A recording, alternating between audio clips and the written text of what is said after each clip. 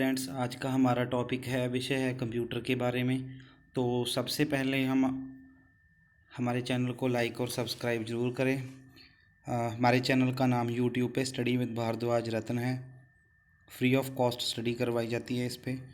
तो हमारे कोर्स को ज्वाइन करने के लिए हमारे पेज पे आप फेसबुक पेज पे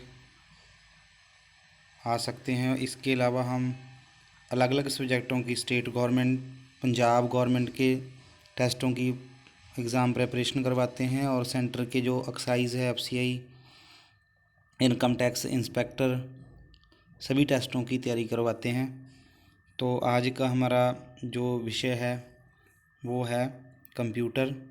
कंप्यूटर क्या है, व्हाट इज़ कंप्यूटर, कंप्यूटर की जनरेशन्स के बारे में पढ़ेंगे। इसका जो सारी जानकारी हम हिंदी में प्राप्त करेंगे। एनईएक क्या है, कंप्यूटर की कितनी जनरेशन्स हैं, किस जनरेशन में कौन सी चीज़ की खोज हुई, यह जानकारी हम इसमें पढ़ेंगे। अगर आपने चैनल को सब्सक्राइब नहीं किया तो सबसे पहले आप चैनल को लाइक, शेयर एंड सब्सक्राइब ज़रूर करें। तो हम आगे बात करते हैं व्हाट इज़ कंप्यूटर, कंप्यूटर क्या है। तो कंप्यूटर क्या है, इसकी उपयोगिताएँ, विशेषताएँ के बारे में पढ़ेंगे। सबसे पहले है कंप्यूटर क्या है, इसकी उपयोगिता एवं विशेषताएँ। Computer is electronic device which can accept raw data and output very quickly. वो कंप्यूटर एक मशीन है जो डाटा की गणना, स्टोर करने और जानकारियों का प्रबंधन करने के निर्देशों को संसाधित करता है। कंप्यूटर हार्डवेयर और सॉफ्टवेयर से बने होते हैं। कंप्यूटर शब्द है जो वो लैटिन शब्द कंप्यूटेर से लिया गया है, जिसका अर्थ है कैलकुलेशन करना या गणना करना। ये काम करता है अर्थमेटिक और लॉजिकल ऑपरेशंस। सबसे पहले हम पहला डाटा को लेना इनपुट कहते हैं। दूसरा काम उस डाटा को प्रोसेसिंग करने का होता है और प्रोसेस्ड डाटा को दिखाना होता है, उसको आउटपुट कहते हैं। पहले इनपुट होता है, फिर कुछ प्रोसेसिंग होती है उसमें, तो फिर जो बाहर आता है उसको आउटपुट कहते हैं। आगे हम पढ़ेंगे इनपुट आउटपुट डिवाइसेस के बारे में ही पढ़ेंगे। तो हम बिल्कुल बेसिक से पढ़ेंगे सारी जानकारी कंप्यूटर के बारे में, स्टेप बाय स्टेप हम कंप्यूटर को सारा कवर करेंगे इस वीडियो में। तो सबसे पहले है इनपुट डाटा प्रोसेसिंग, तो आउटपुट होती है और वो किस भाषा का शब्द है, लैटिन भाषा से लिया गया है। और उसके बाद मॉडर्न कंप्यूटर का जन्म कौन है, किसके द्वारा खोज की गई, ये सबसे इम्पोर्टेंट है किसके द्वारा, चार्ल्स बेबेज। कंप्यूटर की खोज किसने की, माउस की खोज किसने की, कीबोर्ड की खोज किसने की। ये बिल्कुल वन लाइनर क्वेश्चन बन जाते हैं। तो हम बिल्कुल सारा फ्लो से पढ़ेंगे। एक बार मैं आपको बता देता हूँ थोड़ा थोड़ा, उसके बाद हम बिल्कुल डिटेल में इसकी जानकारी प्राप्त करेंगे चैनल के माध्यम से। और पहले जो कंप्यूटर का जनक है, फादर ऑफ द कंप्यूटर, वो कहा जाता है चार्ल्स बेबेज को। चार्ल्स बेबेज को कंप्यूटर का फादर कहा जाता है, जनक कहा जाता है कंप्यूटर का। तो क्योंकि उन्होंने सबसे पहले मैकेनिकल कंप्यूटर का डिज़ाइन तैयार किया था, तो जिसे एनालिटिकल इंजन के नाम से भी जाना जाता है। इसमें पंच कार्ड की मदद से डाटा को इंसर्ट किया जाता था। तो कंप्यूटर एक ऐसा एडवांस्ड इलेक्ट्रॉनिक डिवाइस कह सकते हैं हम भी, जो रॉ डाटा को इनपुट के तौर पे यूज़ लेता है और डाटा को प्रोग्राम कुछ प्रोसेसिंग करके आउटपुट हमें देता है। Accept raw data and output, थोड़ा वेरी क्विकली भी जल्दी हमें उसकी प्रोसेसिंग करके उसको परिणाम जो हमें देता है उसको हम आउटपुट कहते हैं। जो भी हम उसमें कुछ, जैसे कीबोर्ड से मैंने टाइप किया तो स्क्रीन पे कुछ दिखा, मैंने अपना नाम प्रेस किया, डॉक्टर जॉन प्रेस किया, तो स्क्रीन पे जो आता है, जब प्रेस करता हूँ तो कुछ इनपुट करता हूँ मैं कीबोर्ड से, जो मेरे पास स्क्रीन से सामने आता है वो आउटपुट है। तो इन बिटवीन दोनों के इनपुट और आउटपुट में जो प्रोसेसिंग होती है, तो यूज़र से लेना और उस डाटा को प्रोग्राम सेट ऑफ इंस्ट्रक्शंस के द्वारा प्रोसेस करता है और आखिर में के परिणाम को आउटपुट के रूप में प्रकाशित करता है। ये दोनों न्यूमेरिकल और non numerical, arithmetical and logical. Arithmetical हम कह सकते हैं प्लस माइनस, एडिशन, सब्ट्रैक्शन, गुणा, जोड़, घटा, ये सारा अर्थमेटिकल ऑपरेशंस हो गए जो कि कंप्यूटर करता है।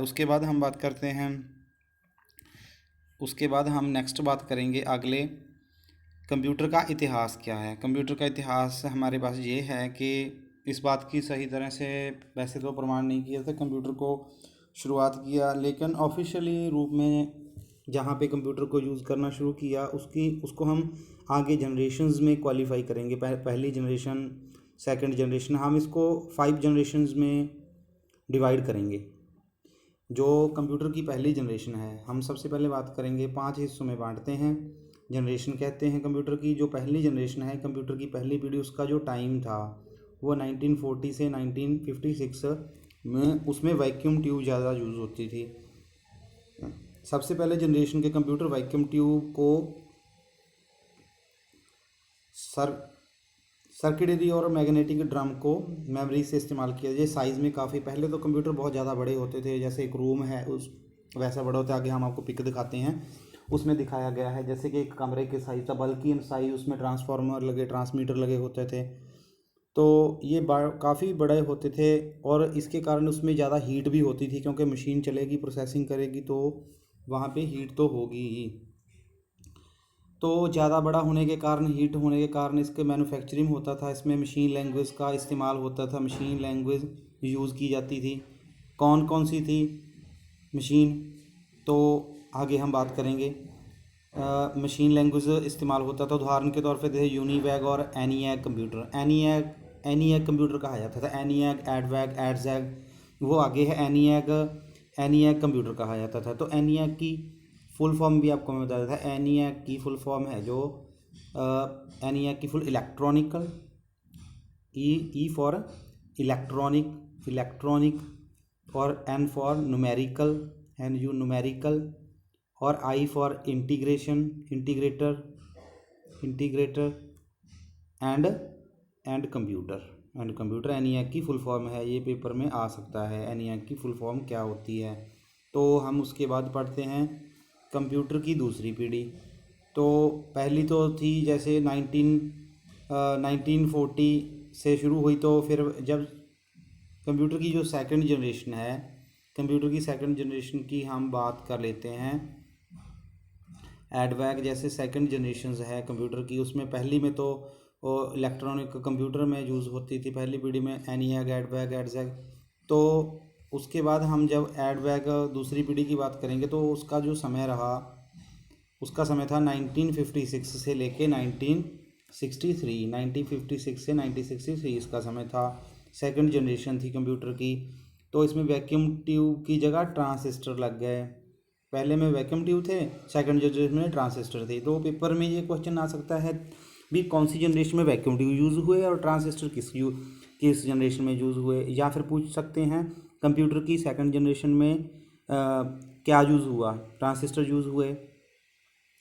पहले जनरेशन में कंप्यूटर की तुलना से कम जनरेट होती थी, तो जब जब जनरेशन्स बढ़ती गई तो उसमें थोड़ा सुधार भी होता चला गया। जैसे इस पे पहली में हीट ज़्यादा होती, तो इसमें हीट की समस्या अब भी थी पर कम हो गई। इसमें हाई लेवल प्रोग्रामिंग लैंग्वेज जैसे कबोल और फोर्टेन का इस्तेमाल किया गया। कबोल और फोर्टेन लैंग्वेज, ये क्वेश्चन भी बन सकता है भी, सेकंड जनरेशन में कौन सी लैंग्वेज का प्रयोग हुआ, जहाँ लो लेवल लैंग्वेज कौन सी है और हाई लेवल लैंग्वेज कौन सी है। तो हमारे पास हाई लेवल लैंग्वेज है तो सेकंड जनरेशन में आई कबोल और फोर्टेन। तो आगे है हमारा कंप्यूटर की तीसरी पीढ़ी। तो कंप्यूटर की तीसरी पीढ़ी है 1964 से 1971।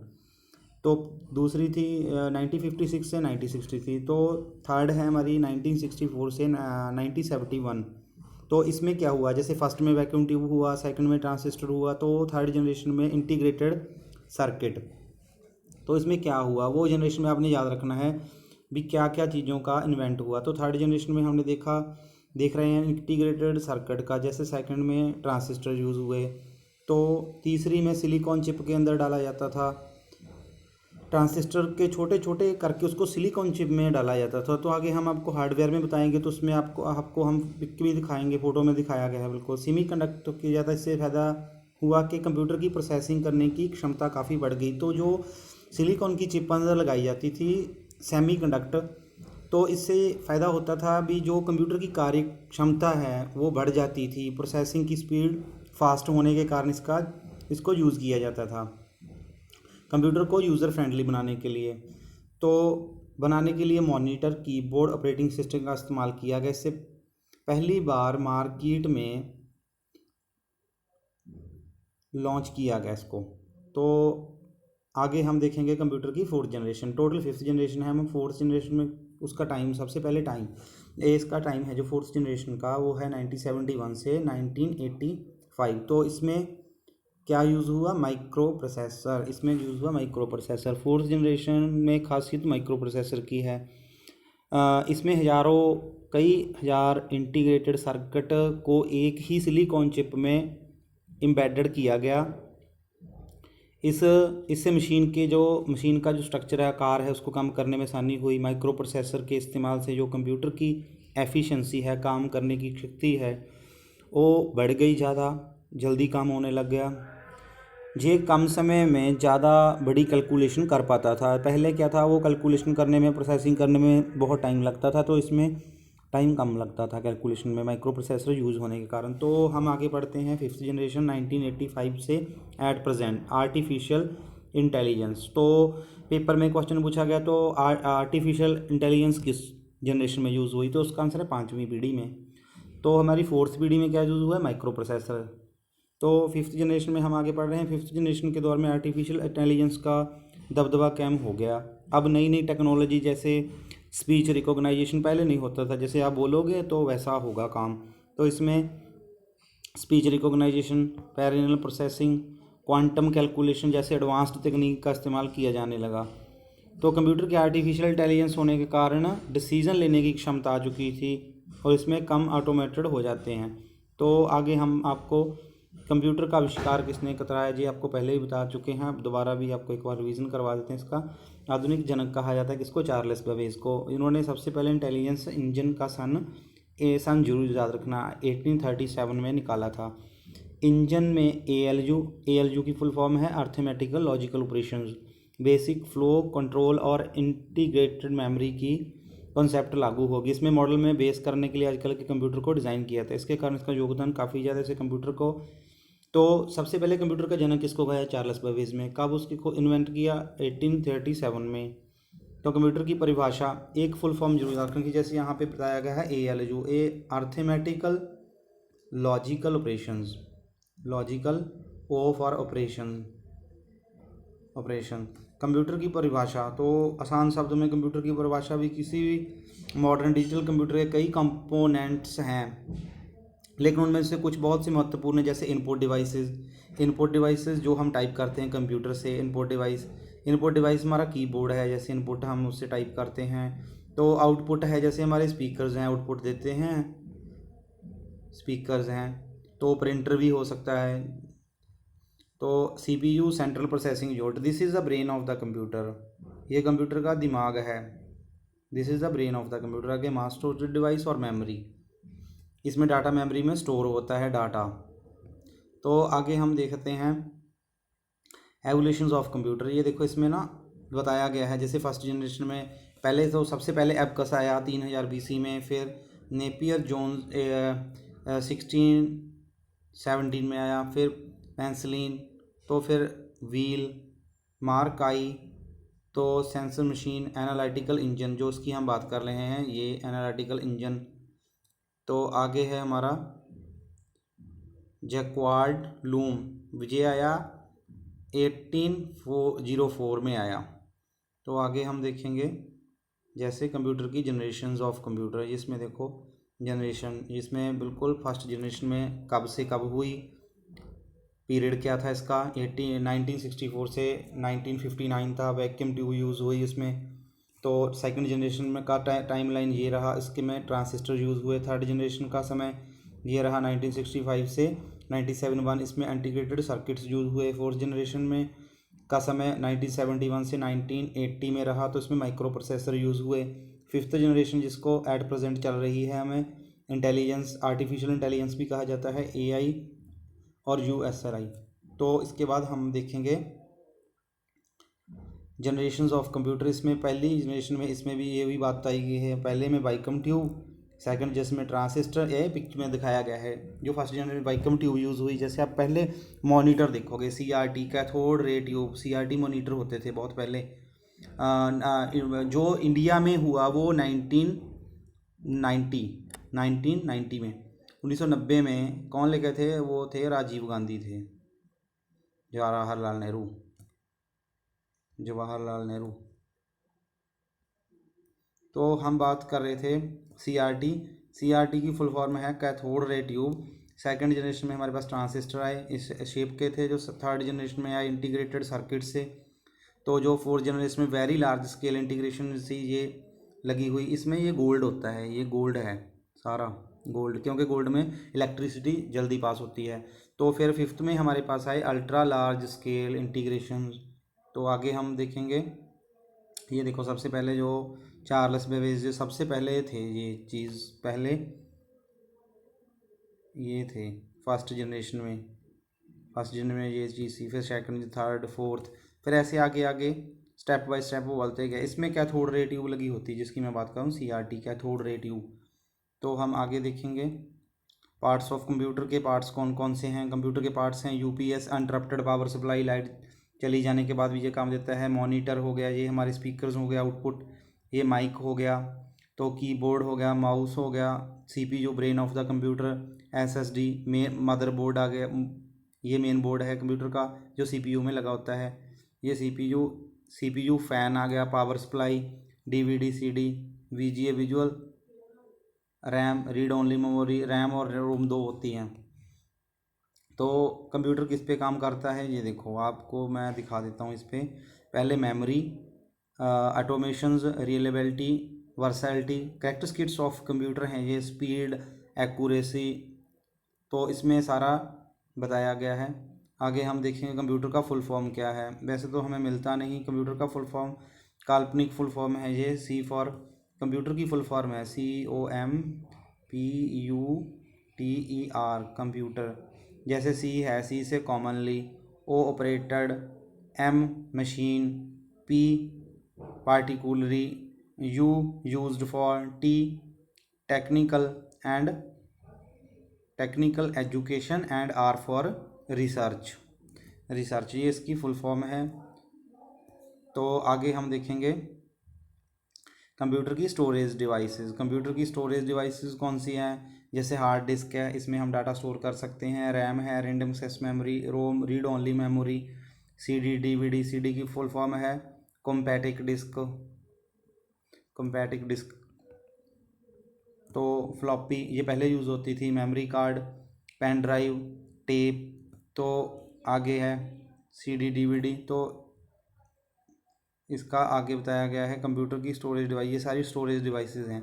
उसके बाद हम ये भी इसमें कॉमन इनपुट आउटपुट डिवाइसेस हैं ये joystick, mouse, keyboard, scanner, touch screen, webcam, ये आउटपुट है, माइक्रोफोन, तो ये कॉमन है, मॉनिटर, प्रिंटर, स्पीकर, हेडफोन। तो उसके बाद हम ये देखो, ये चीज़ें कॉमन है, ये इनपुट डिवाइसेस हैं जो इनपुट लेते हैं हमसे।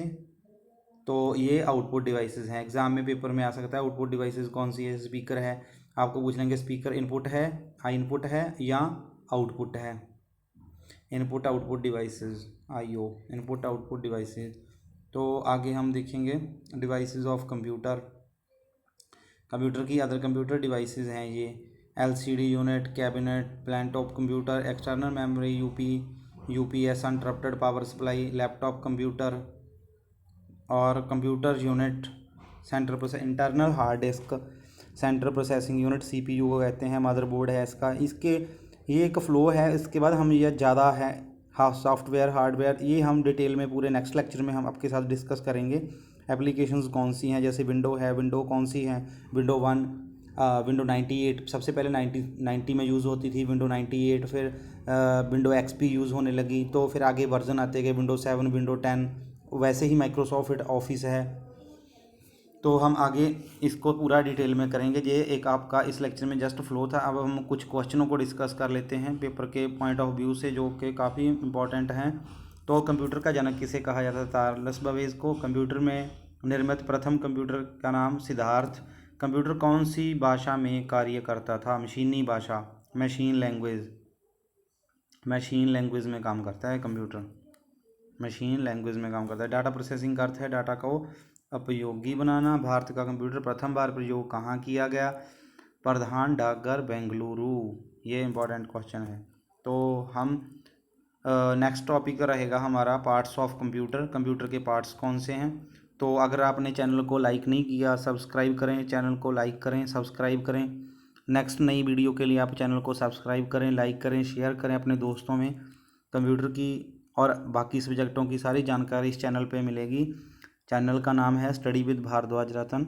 इस चैनल को लाइक, शेयर एंड सब्सक्राइब जरूर करें। तो thank you watching for this video friends.